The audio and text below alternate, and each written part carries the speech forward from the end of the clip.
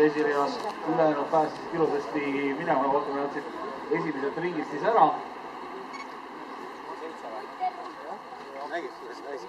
Viiende koha pealt esimest.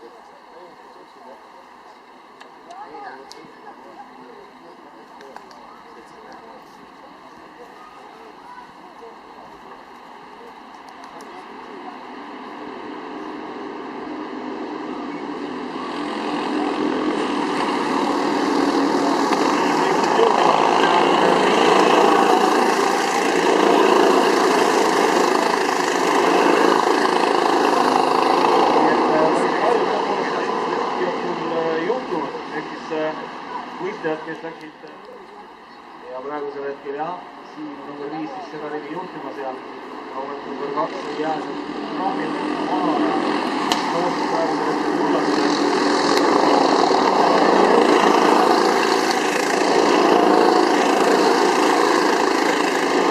Roomet järgi küll ei anna, nüüd sõltub muidugi sellest, kas on tagant täpselt samadus vahega.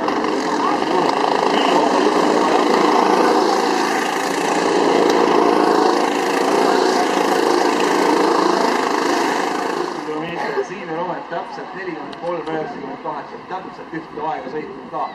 2 päeva kiiremat meest hetkel siin selles sõidus 44.37, 44.73 Kareli ja Joonatani parivad ringiajad, aga jah, praegu on just oluline vaadata seda, kas Rometi ja Kareli vaheline aeg hakkab vähenema või suurenema. 2.43 oli ta eelmisel ringil ja taaskord Rometi proovis tasandus ja paremat viimane praegu